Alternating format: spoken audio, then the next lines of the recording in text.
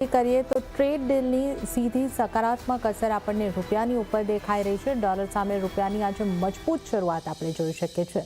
₹1.10ની તેજી સાથે રૂપિયો 91.50 પ્રતિ ડોલરની સામે 90.40 પ્રતિ ડોલર ઉપર ખુલ્યો અને ત્યારબાદ પણ મજબૂતી સાથે આપણે રૂપિયામાં કારોબાર થતા જોઈ શકીએ છીએ। 90.36ના સ્તર ડોલર રૂપીમાં આપણે અહીંયા આગળથી જોઈ રહ્યા છે। ઉલ્લેખનીય છે કે ભારત યુએસ વચ્ચે ટ્રેડ ડીલ થતાં વિદેશી રોકાણકારો ભારત તરફ પાછા આકર્ષિત થશે, જેથી ડોલર ઇન્ડેક્સમાં વેચવાલી જોવા મળી રહી છે। હવે બજારની નજર આરબીઆઈના વલણ ઉપર પણ બનેલી છે। ત્યારે જ આપણે વધુ ચર્ચા કરીશું। સિન્હાન બેંકના કુનાલ સોંધાણી આપણી સાથે જોડાઈ ગયા છે। કુનાલજી, સ્વાગત છે આપનું સીએનબીસી બજાર પર। અને આ ટ્રેડ ડીલની રામાં આપણો રૂપિયો જે છે એ ખાસો આપણને ડેપ્રિશિએટ થતો દેખાયો હતો, પણ આપણે જોયું કે એક બજેટ બાદ ફિસ્કલ ડિફિસિટના આંકડા સારી આવ્યા બાદ થોડો ઉછાળો અને પછી આપણે જેની રાહ જોઈ રહ્યા હતા ટ્રેડ ડીલના સમાચાર આવતા આજે આપણે રૂપિયામાં એક શાનદાર મજબૂતી સાથે શરૂઆત થતા જોઈ રહ્યા છે। તો હવે રૂપિયાની ચાલ આપને કઈ રીતની લાગી રહી છે અને આ ટ્રેડ ડીલની જે પોઝિટિવ અસર આવી છે એ રૂપિયાને કેટલું બૂસ્ટ આપશે? સૌથી પહેલા બહુ ધન્યવાદ। ત્રણ ઇમ્પોર્ટન્ટ વસ્તુ હું હાઇલાઇટ કરીશ। જે આ ટ્રેડ ડીલ થાય, જે 25% થી 18% થયું છે, એના ત્રણ મેજર એડવાન્ટેજીસ છે।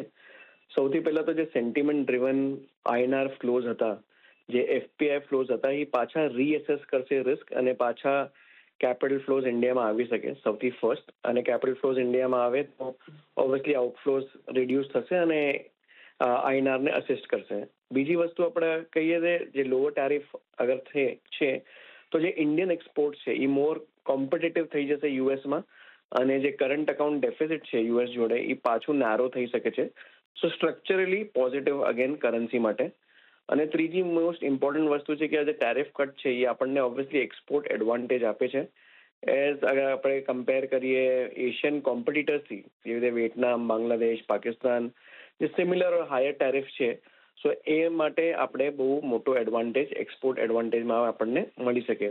તો આ ત્રણ વસ્તુ મેજરલી ના લીધે ઓબ્વિયસલી આપણે આ એપ્રિસિએશન જોયું, શાર્પ એપ્રિસિએશન 90.30ના આસપાસ આપણે આ લેવલ જોયા।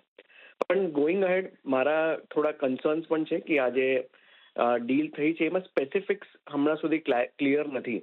સો અગર આપણે આ $500 બિલિયન ટ્રેડની વાત કરીએ, જે 3-4 સેક્ટર હાઇલાઇટ કર્યા છે ટ્વીટમાં, અગર આપણે ઇન્ડિયાના એક્સપોર્ટ જોઈએ યુએસમાં, તો એન્યુઅલ એક્સપોર્ટ્સ યુએસમાં $80 બિલિયન જેટલા થાય છે। અને આ જે $500 બિલિયન ટ્રેડ રિલેશનશિપ કે છે એમાં કોઈ ક્લેરિટી નથી as of now. So I think હું થોડુંક કોશિયસ રહીશ અને થોડુંક વેટ એન્ડ વોચ અપ્રોચ રાખીશ। આ $500 બિલિયન શું બધું કવર થાય છે અને આ બધું એકચ્યુઅલી પ્રેક્ટિકલ છે કે નહીં। અને સેકન્ડ વસ્તુ આપણે જોઈએ, જે રશિયન ઓઇલની વાત કરી છે કે આપણે રશિયન ઓઇલ બાય નહીં કરશું અને વેનેઝુએલાથી લેશું, આમાં કોઈ કમેન્ટ ઇન્ડિયા સાઈડથી આવ્યું નથી। So it is all from the US perspective અને ટ્વીટ બેસિસ પર જે અન્ડરસ્ટેન્ડિંગ છે।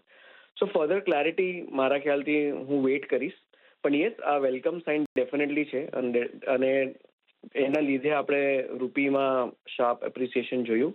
ઇવન ઇક્વિટી માર્કેટ્સ શાર્પલી પોઝિટિવ રહ્યા। સો ગોઈંગ અહેડ અગર તમે ડોલર રૂપીની વાત કરો, લેવલ્સની વાત કરો, તો બ્રોડલી 90 બિગ ફિગર એક સાયકોલોજીકલ સપોર્ટ બનશે અને નીચેની તરફ 89.5 અને ઉપરની તરફ જે કાલનું ક્લોઝિંગ હતું 91.50 એ બહુ જ ઇમ્પોર્ટન્ટ હવે રેઝિસ્ટન્સ બની જશે। ઓકે, તો આપણે અહીંયા આગળથી એક હજી પણ થોડું કોશિયસ વ્યૂ રાખીને ચાલવાની જરૂર છે। ટ્રેડ ડીલ એ એક વેલકમ અહીંયા આગળથી આપણે કહી શકીએ કે મૂવ જે છે આપણે આવી રહ્યા છે, પણ હજી વધારે ક્લેરિટી અહીંયા આગળથી જરૂરી છે। કુનાલજી, આપનો આભાર અમારી સાથે જોડાવા બદલ અને ખાસ આ અંગે ચર્ચા કરવા બદલ આપનો આભાર। ત્યારે